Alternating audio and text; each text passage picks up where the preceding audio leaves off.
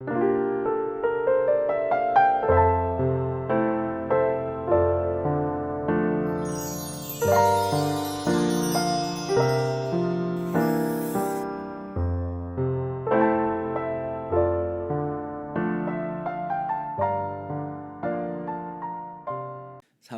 12장 16절에서 25절까지 말씀을 교독하겠습니다.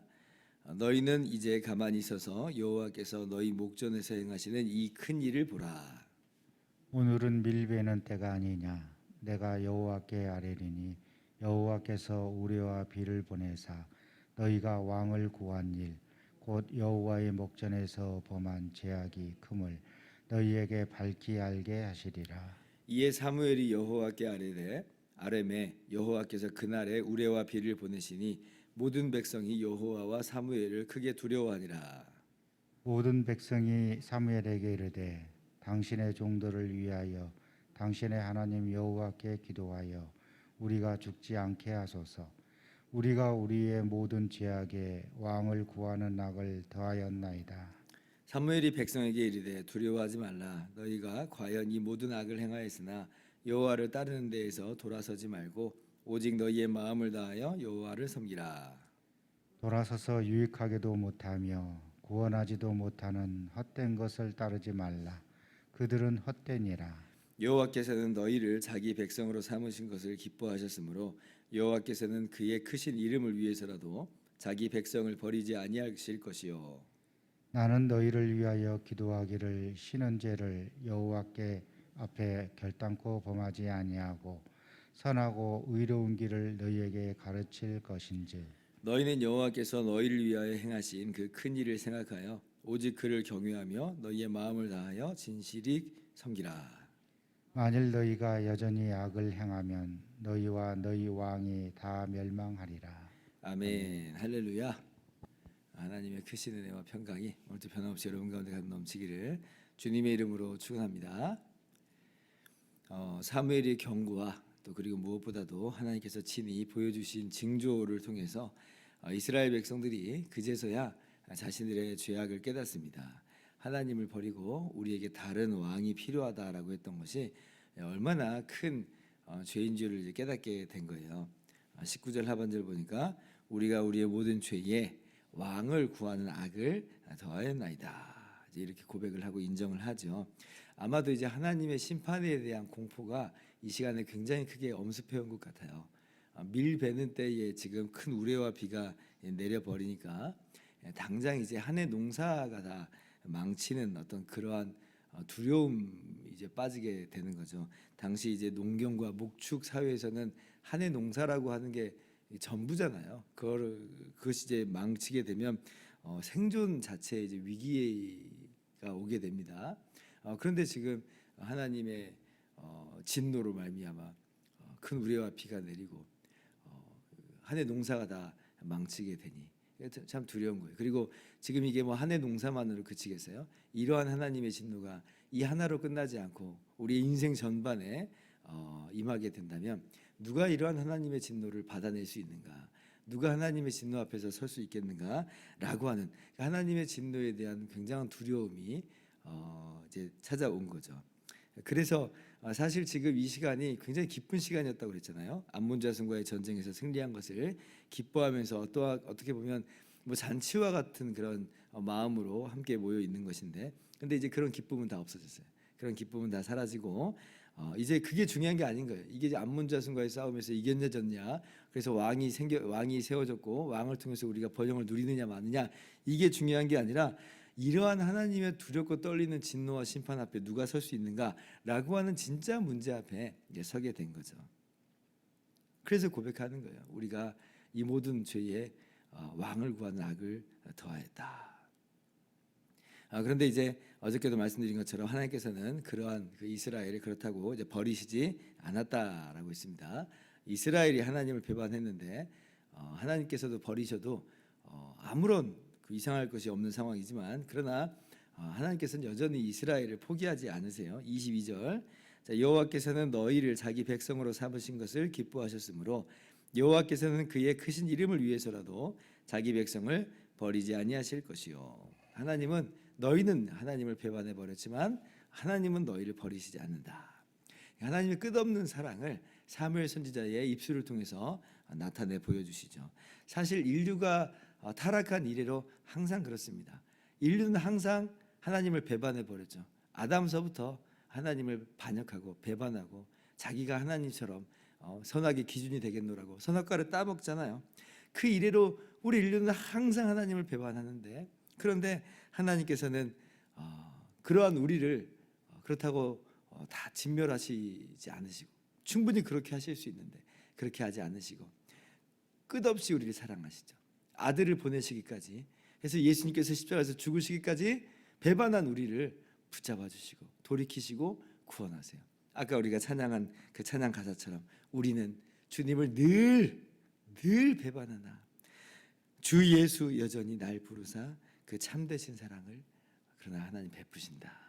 얼마나 이게 놀라운 은혜와 사랑인지 몰라요. 오늘도 이러한 하나님의 끝없는 사랑을 말씀 속에서 확인하고 우리 마음 가운데 새기면서 그 안에서 정말 참된 평안을 누리고 하나님께 감사와 찬양하는 복된 하루가 될 수 있기를 바랍니다. 자, 그러면서 이제 선지자 사무엘이 이제 이렇게 이야기를 합니다. 23절 말씀이에요. 한번 같이 읽어볼까요? 시작. 나는 너희를 위하여 기도하기를 쉬는 죄를 여호와 앞에 결단코 범하지 아니하고 선하고 의로운 길을 너희에게 가르칠 것인즉. 원문에는 이제 나도라고 하는 그런 단어로 쓰여 있습니다. 나도. 그러니까 하나님께서 그러신 것처럼 나도, 이런 뜻이겠죠.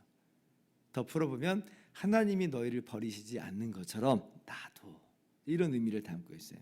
나도 그럼 어떻게 하겠다는 거냐? 그래서 너희를 위해서 쉬지 않고 기도하겠다. 뭐 이스라엘이 굉장히 대단한 사람들이고 훌륭한 사람들이어서 그렇게 내가 기도하겠다는 게 아니라, 기도하지 않으면 이스라엘 백성들이 하나님을 너무나 떠나기 쉬우니, 항상 떠나니, 그러니 기도하겠다. 하나님 그리고 말씀을 계속해서 가르치겠다. 이렇게 이야기를 하고 있는 거죠. 근데 이제 이런 그 사무엘 선지자의 이 다짐, 사무엘이 굉장히 참 인상적인 표현을 쓰죠. 뭐라고 이야기하냐면, 내가 기도하겠다. 뭐 이렇게 해도 괜찮잖아요. 너희를 위해서 기도하겠다. 근데 기도하기를 쉬는 죄를 여호와 앞에 결단코 범하지 않겠다. 그래요. 기도하기를 쉬는 죄를 범하지 않겠다. 기도하기를 쉰다. 그러면 그것은 죄다. 이게 죄다. 그렇게 이야기를 하고 있어요. 굉장히 인상적인 표현이죠. 그래서 어떤 분들은 이 말씀 가지고, 야, 거 봐라. 기도를 쉬면 죄인 거다. 그래서 난 기도를 쉬지 않겠다. 계속 기도하겠다. 이제 이렇게 적용을 하세요. 뭐 그렇게 적용하셔야 된다고 해서 제가 뭐라고 할 건 없습니다. 쉬지 않고 기도하시겠다는데 얼마나 좋아요. 괜찮아요. 그런데 이제 제가 보기에는 단순히 기도 안 하면 죄고 기도하면 죄 아니고 그 하는 그런 단순한 것은 아닌 것 같아요. 핵심은 뭐냐면 내 기도를 하겠다는 게 아니거든요. 지금 내 기도를 하겠다는 게 아니에요. 너희를 위해서 기도하겠다. 너희를 위해서 기도하겠다. 너희를 위해서 기도하는 그 기도를 쉬면 죄다라고 이야기하는 거니까. 그러면 너희를 위해서 기도하는 걸 쉬면 이제 왜 죄가 되는가라고 할 때에 아마 이제 이렇게 볼 수가 있을 거예요. 그러니까 아까도 잠깐 이야기했던 것처럼 이스라엘 백성은 늘 주님을 떠나잖아요. 늘 떠나요. 그러니까 그걸 보고 있어요. 그걸 보고 있는데, 근데 그걸 보고 있는데도 불구하고 주님을 떠나고 배반하는 이스라엘을 돌이키려고 애쓰지 않는다면, 정말 그들을 아무렇지도 않게 그냥 내버려 둔다면 그건 어떤 모습일까? 그게 죄라고 하는, 그게 죄다. 그러니까 기도하기를 쉬는 죄다라고 하는, 기도하기를 쉬는 것이 죄다라고 하는 것은 사망으로 달려가는 그 모습을 보고도 내가 아무렇지도 않는다면 그건 죄가 된다는 거죠. 마치 야고보서 4장 17절 사람이 선을 행할 줄 알고도 행하지 아니하면 죄다라고 하신 것처럼 죽어가는 게 꼭 보이는데 구하지 않는다면, 그래서 이들을 위해서 기도하지 않는다면 하나님 저들 살려주세요, 하나님 저들 도와주세요 라고 그렇게 내가 기도를 쉬어버리면 그것은 하나님 앞에서 내가 큰 죄를 짓는 것이다 라고 하는 거죠. 그래서 단순히 이래서 이제 개인적 차원에서 기도 안 하면 죄다, 난 그래서 기도하겠다, 뭐 그렇게 적용하셔도 뭐 좋지만, 그러나 그것보다는 더 깊이 가보면 형제 자매를 살리는 기도, 구해달라고 요청하는 기도, 이것이 하나님의 뜻에 합한 기도고 이것이 하나님이 원하시는 기도고, 그런데 우리가 그렇게 기도 안 하면 그거야말로 죄다. 그래서 우리가 이 새벽에 우리가 기도하러 나온 거잖아요. 우리의 기도 중에 하나가 뭐예요? 예수님 안 믿는 우리 가족들, 예수님 떠난 우리의 동기간들, 우리의 친구들, 이웃들, 주여 살려주십시오. 주님 구해주십시오. 우리 그것을 위해서 이 자리에 나와서 기도하잖아요. 굉장히 긴 시간 동안 우리가 쉬지 않고 어떻게 보면 이 자리에 나와서 항상 기도하고 있습니다. 잘하고 계세요. 잘하고 계세요.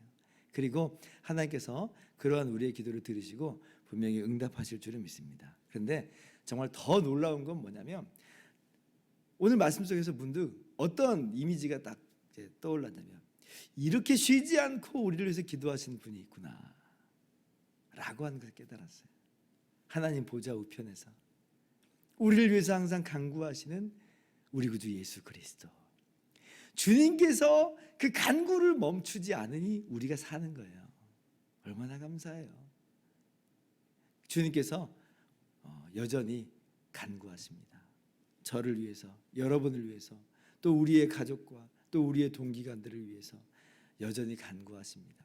그리고 주님의 그 간구가 효력이 있습니다. 주님의 간구로 인해서 하나님께서는 응답하시고 역사하세요. 그래서 오늘 우리도 또 쉬지 않고 기도해야 되겠다. 다짐도 우리가 해야 되겠지만 이것이 또한 주님께서 우리를 위해서 쉬지 않고 기도하는 것인 줄을 또 깨달아 다시 한번 또 감사하면서 주님의 그 간구를 힘입어 우리도 오늘도 힘차게 계속해서 기도하는 자리로 나아가도록 합시다. 기도하겠습니다.